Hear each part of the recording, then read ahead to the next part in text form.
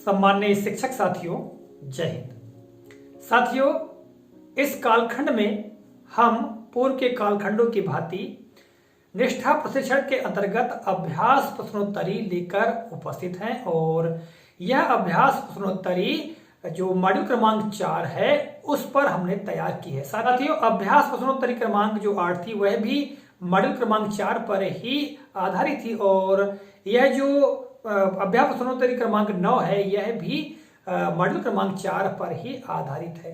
तो साथियों, सबसे पहले मैं आपको प्रश्न प्रकरण बताऊंगा, उसके 4 विकल्प बताऊंगा और चारों विकल्पों में से जो विकल्प आपको सही लगता है उसका आप चयन करके किसी पेज पर उसके उत्तर के क्रमांक को लिखकर रख लीजिएगा और अंत में मैं आपके समक्ष उत्तर शीट प्रदर्शित करूंगा जिससे कि आप मिलान कीजिएगा और अपना स्व मूल्यांकन कीजिएगा। साथियों, अंत में हम बहुत ही संक्षेप में प्रत्येक प्रश्न पर प्रकाश डालेंगे और प्रत्येक प्रश्न को समझेंगे कि उसका उत्तर जो सही है तो वह उत्तर क्यों सही है। चलिए प्रारंभ करते हैं और देखते हैं प्रश्नोत्तरी। साथियों, इस पहली स्लाइड में टेस्ट का विवरण दिया गया है। टेस्ट नंबर 9 मॉड्यूल 4 शिक्षण अधिगम प्रक्रिया में जेंडर आयामों की प्रासंगिकता, और यह एक अभ्यास प्रश्नावली है। इसमें प्रश्नों की संख्या 12 है। चलिए बढ़ते हैं प्रश्न क्रमांक 1 की ओर। आप यहाँ देख रहे हैं प्रश्न क्रमांक 1, हिडन करिकुलम में किस बात या व्यवहार से जेंडर में अंतर स्पष्ट होने लगता है? अ. बैठक व्यवस्था, ब. प्रसाधन व्यवस्था, स. पुरस्कार एवं सजा और द. सभी। तो ये था प्रश्न क्रमांक 1। अब बढ़ते हैं प्रश्न क्रमांक 2 की ओर। प्रश्न क्रमांक 2 में आप देख रहे हैं एक चित्र। पहले प्रश्न पढ़ लेते हैं। चित्र में फंक्शन के मुख्य अतिथियों को लड़कियों के द्वारा फूल देने की जिम्मेदारी दी गई है। अक्सर ऐसा कई अवसरों पर होता है। यह प्रदर्शित करता है अ. जेंडर संवेदनशीलता को, ब. जेंडर पक्षपात को, स. लड़कियों को बढ़ावा देने की प्रक्रिया को और द. उपरोक्त में से कोई नहीं। साथियों, आपको जो भी विकल्प उपयुक्त लगता हो आप उसका चयन कीजिए। बढ़ते हैं प्रश्न क्रमांक 3 की ओर। प्रश्न क्रमांक 3 है, नीचे दिए गए शब्दों में से कौन सा शब्द जेंडर तटस्थ भाषा को दर्शाता है? अ. आदमी, ब. औरत, स. जवान, द. मानव। सही विकल्प का चयन कर लीजिएगा। बढ़ते हैं प्रश्न क्रमांक 4 की ओर। प्रश्न क्रमांक 4 है, जेंडर समावेशी भाषा के प्रयोग हेतु निम्न में से कौन सी शब्दावली प्रयुक्त की जा सकती है? अ. मान्यवर महोदय, ब. श्री श्रीमान, स. सुश्री श्रीमती और द. इनमें से कोई नहीं। निश्चित ही आपने सही विकल्प का चयन कर लिया होगा। बढ़ते हैं प्रश्न क्रमांक 5 की ओर। प्रश्न क्रमांक 5 है, निम्न में से लिंग तटस्थ शब्द नहीं है। अ. जनशक्ति, ब. अध्यक्ष, स. विक्रेता, द. गृहिणी। तो साथियों, आपने चुन लिया होगा जो शब्द लिंग तटस्थ नहीं है। चलिए आगे चलते हैं प्रश्न क्रमांक 6 पर। यहाँ पर आप देख रहे हैं प्रश्न क्रमांक 6, इनमें से सामाजिक विज्ञान विषय का उद्देश्य नहीं है कि छात्रों में अ. सभी व्यक्तियों को समान रूप से देखने की दृष्टि प्रदान करना, ब. सामाजिक, राजनीतिक, आर्थिक संस्थानों या मुद्दों जिनमें पुरुषों की स्थिति प्रभावित होती है की जांच करना, स. प्राप्त विचारों प्रथाओं पर प्रश्न व जांच करना और द है उक्त सभी। तो निश्चित ही आपने सही विकल्प का चयन कर लिया होगा। बढ़ते हैं प्रश्न क्रमांक 7 की ओर। प्रश्न क्रमांक 7 है, सामाजिक विज्ञान विषय में शिक्षकों को छात्रों से विभिन्न मुद्दों पर चर्चा करनी चाहिए ताकि विद्यार्थीगण, और इस प्रश्न के लिए 4 विकल्प देखेंगे यहाँ पर। अ. मौजूदा प्रयास, प्रथाओं, विचारों आदि की अतीत की जुड़ी कड़ियों पर सवाल कर सकें। ब उनकी विश्लेषणात्मक एवं सृजनात्मक नींव पढ़ सके। स वे पूर्वाग्रहों व पूर्व सामाजिक मानदंडों का सामना कर सके। और द विकल्प है उक्त सभी कथन सत्य हैं। निश्चित ही साथियों आपने प्रश्न को समझ लिया होगा और सही विकल्प का चयन भी कर लिया होगा। बढ़ते हैं प्रश्न क्रमांक 8 की ओर। प्रश्न क्रमांक 8 है, निम्न में से कौन सा कथन जेंडर समावेशी नहीं है? अ राधिका जो एक महिला कृषक है ने 50 क्विंटल आलू उगाए। ब हमारे घर में मेरी माँ ही सबके लिए कपड़े क्रय करके लाती है। स पिताजी ने राजू, मोना और बबीता को बराबर बराबर खर्च के लिए पैसा दिया। और द है, इस मिल में पुरुष मजदूर ही काम कर सकते हैं।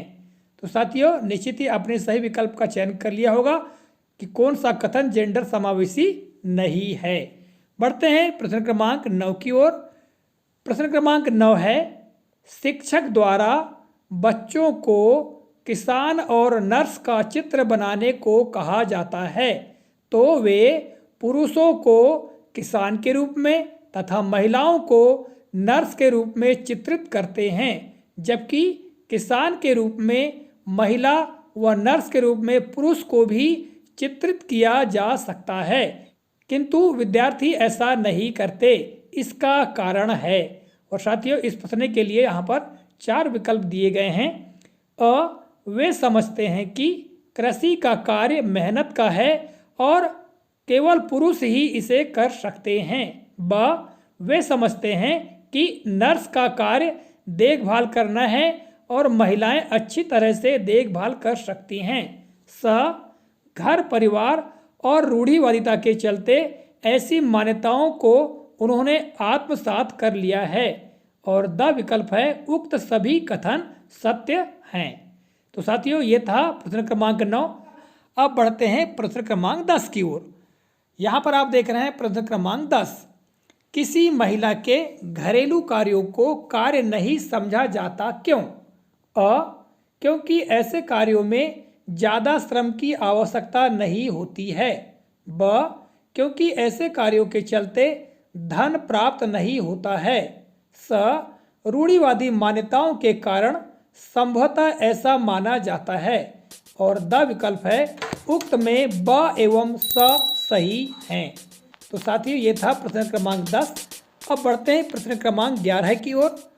प्रश्न क्रमांक 11 में आप चित्र देख रहे हैं। यहाँ पर पहले प्रश्न पढ़ लेते हैं। निम्न चित्रों में से टेसी थॉमस को पहचान कर चुनिए। तो साथियों यहाँ पर अ, ब, स और द में 4 महिलाओं के चित्र दिए गए हैं जो कि प्रसिद्ध महिलाएं हैं जिन्होंने अलग अलग क्षेत्रों में बहुत अच्छा कार्य किया है। तो आपको इनमें से टेसी थॉमस का चित्र पहचान कर चयन करना है। ठीक है। अब साथियों पढ़ते हैं अंतिम प्रश्न, प्रश्न क्रमांक 12 की ओर। यहाँ पर आप देख रहे हैं प्रश्न क्रमांक 12, प्रसिद्ध पादप जीव विज्ञानी जिन्हें 1977 में भारत सरकार ने पद्मश्री पुरस्कार प्रदान किया। इसके लिए 4 विकल्प हैं। अ जानकी अंबल, ब शकुंतला देवी, स टेसी थॉमस और द इनमें से कोई नहीं। तो साथियों ये थे कुल 12 प्रश्न जिनको कि मैंने पढ़कर बताया, साथ ही उनके 4 विकल्प भी बताए हैं। अब बारी आती है उत्तर शीट की। उत्तर शीट से आप मिलान कीजिए और अपना स्व मूल्यांकन कीजिएगा। देखिएगा उत्तर शीट, पहले प्रश्न का उत्तर है द, दूसरे प्रश्न का उत्तर है ब, तीसरे प्रश्न का उत्तर है द, चौथे प्रश्न का उत्तर है स, पांचवें प्रश्न का उत्तर है अ, छठवें प्रश्न का उत्तर है ब, सातवें प्रश्न का उत्तर है द, आठवें प्रश्न का उत्तर है द, नौवें प्रश्न का उत्तर है द, 10वें प्रश्न का उत्तर है द, 11वें प्रश्न का उत्तर है अ और 12वें प्रश्न का उत्तर है अ। तो साथियों ये मैंने आपको उत्तर शीट बताया। निश्चित ही आप लोगों ने मिलान कर लिया होगा और स्वमूल्यांकन भी कर लिया होगा। साथियों, अब हम प्रत्येक प्रश्न पर एक नज़र डाल लेते हैं और देख लेते हैं कि उस प्रश्न के लिए कौन सा विकल्प सही है और वो विकल्प क्यों सही है। ठीक है, जैसा कि आप यहाँ देख रहे हैं प्रश्न क्रमांक 1 और यहाँ पर 4 विकल्प दिखाए गए हैं। चारों विकल्पों में से जो सही विकल्प है वो लाल रंग से दर्शाया गया है। ठीक है, तो साथियों प्रत्येक प्रश्न के लिए रेड कलर का प्रयोग किया गया है उत्तर को दर्शाने के लिए। तो आप यहाँ पर देख रहे हैं प्रश्न क्रमांक 1, हिडन करिकुलम में किस बात या व्यवहार से जेंडर में अंतर स्पष्ट होने लगता है। तो साथियों यहाँ पर द विकल्प सही है सभी, यानी बैठक व्यवस्था के कारण, प्रसाधन व्यवस्था के कारण और पुरस्कार एवं सजा में भी अंतर के कारण। विद्यालय में बालक बालिकाओं के लिए बैठक व्यवस्था अलग अलग की जाती है जिससे कि अंतर होता है। प्रसाधन व्यवस्था में बालिकाओं के लिए अलग शौचालय, बालकों के अलग शौचालय, है ना, तो इसमें भी अंतर होने लगता है। और पुरस्कार एवं सजा यानी बालकों को कुछ अलग तरह की सजा या पुरस्कार प्रदान किए जाते हैं जबकि बालिकाओं के लिए कुछ अलग तरह के पुरस्कार और सजा का प्रावधान होता है। ठीक है, तो ये था प्रश्न क्रमांक 1। प्रश्न क्रमांक 2 में एक चित्र दिया गया है और चित्र के संबंध में प्रश्न में कहा गया है कि चित्र में फंक्शन के मुख्य अतिथियों को लड़कियों के द्वारा फूल देने की जिम्मेदारी दी गई है। अक्सर ऐसा कई अवसरों पर होता है, यह प्रदर्शित करता है। तो साथियों चारों विकल्पों में से ब विकल्प सही होगा, जेंडर पक्षपात को। ऐसा क्यों होता है कि अक्सर अतिथियों को फूल देने के लिए या गुलदस्ता देने के लिए लड़कियों को ही आगे लाया जाता है, लड़कों को क्यों नहीं लाया जाता है। अतः यहाँ पर यह जेंडर पक्षपात को ही दर्शाता है। ठीक है, प्रश्न क्रमांक 3 में नीचे दिए गए शब्दों में से कौन सा शब्द जेंडर तटस्थ भाषा को दर्शाता है। तो साथियों इसमें विकल्प नंबर द सही है, मानव। मानव शब्द ऐसा है जो किसी जेंडर विशेष के लिए नहीं है। इससे ना तो किसी स्त्री, ना तो किसी पुरुष, ना ही किसी ट्रांसजेंडर का आभास होता है। मानव यानी मनुष्य, तो मानव शब्द जो है वो जेंडर तटस्थ शब्द है जबकि आदमी पुल्लिंग को, औरत स्त्रीलिंग को, जवान भी पुल्लिंग को दर्शाता है। प्रश्न क्रमांक 4 में जेंडर समावेशी भाषा के प्रयोग हेतु निम्न में से कौन सी शब्दावली प्रयुक्त की जा सकती है। साथियों जेंडर समावेशी शब्द का जहाँ प्रयोग होता है तो आशा ये होता है कि हम महिलाओं को, बालिकाओं को बढ़ावा दें। ठीक है, तो यहाँ पर देखिएगा चारों विकल्पों में से स विकल्प सही है। सुश्री और श्रीमती ऐसे शब्द है जिनका हम जो समावेशी भाषा है, जेंडर समावेशी भाषा है, उसका प्रयोग कर सकते हैं। ठीक है, प्रश्न क्रमांक 5 देखिएगा, निम्न में से लिंग तटस्थ शब्द नहीं है। तो साथियों यहाँ पर लिंग तटस्थ शब्द की हम बात करें तो जनशक्ति शब्द ऐसा है जो लिंग तटस्थ शब्द नहीं है। बाकी अध्यक्ष पुरुष को दर्शाता है, विक्रेता पुरुष को, गृहिणी महिला को। ठीक है, तो जनशक्ति शब्द ऐसा है जो लिंग तटस्थ शब्द नहीं है। ठीक, आगे चलते हैं प्रश्न क्रमांक 6 पर। तो देखिएगा इनमें से सामाजिक विज्ञान विषय का उद्देश्य नहीं है कि छात्रों में, देखिएगा चारों विकल्पों में से ब विकल्प सही है इसके लिए कि सामाजिक, राजनीतिक, आर्थिक संस्थाओं, मुद्दों जिनसे पुरुषों की स्थिति प्रभावित होती है की जांच करना।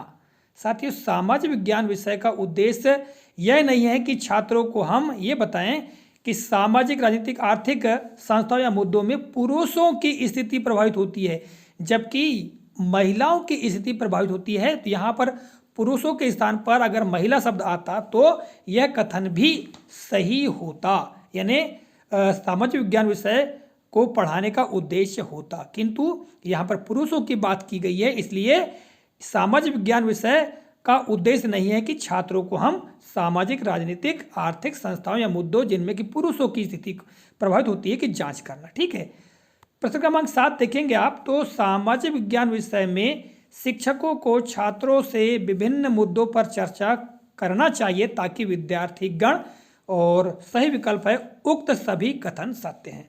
तो देखिएगा अ में क्या दिया है, मौजूदा प्रथाओं, विचारों आदि की अतीत की जुड़ी कड़ियों पर सवाल कर सके, है ना।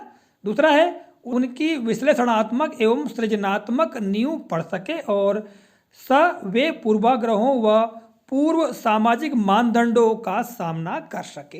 तीनों जो कथन हैं ये सही हैं। प्रश्न 8, निम्न में से कौन सा कथन जेंडर समावेशी नहीं है? तो साथियों इसमें द जो है, इस मिल में पुरुष मजदूर ही काम कर सकते हैं, यह जेंडर समावेशी कथन नहीं है। जबकि अ, राधिका जो कि एक महिला कृषक है ने 50 क्विंटल आलू उगाए, ये जेंडर समावेशी कथन है ना, क्योंकि यहाँ पर महिलाओं की बात की गई और महिला को कृषक के रूप में दिखाया गया है। ब, हमारे घर में मेरी माँ ही सबके लिए कपड़े क्रय करके लाती है, ये भी जेंडर समावेशी कथन है, क्योंकि इसमें जो महिला है, माँ अर्थात महिला को ही प्राथमिकता दी गई है। स, पिताजी ने राजू, मोना और बबीता को बराबर बराबर खर्च के लिए पैसा दिया। यहाँ देखिएगा बालक बालिका में कोई भेद नहीं किया गया है, इसलिए यह भी जेंडर समावेशी कथन है। जबकि इस मिल में पुरुष मजदूर ही काम कर सकते हैं, यह जेंडर समावेशी कथन नहीं है, क्योंकि केवल पुरुषों की बात की गई है, महिलाओं की बात नहीं की गई है। प्रश्न क्रमांक 9 में शिक्षक द्वारा बच्चों को किसान और नर्स का चित्र बनाने को कहा जाता है, तो वे पुरुषों को किसान के रूप में तथा महिलाओं को नर्स के रूप में ही चित्रित करते हैं।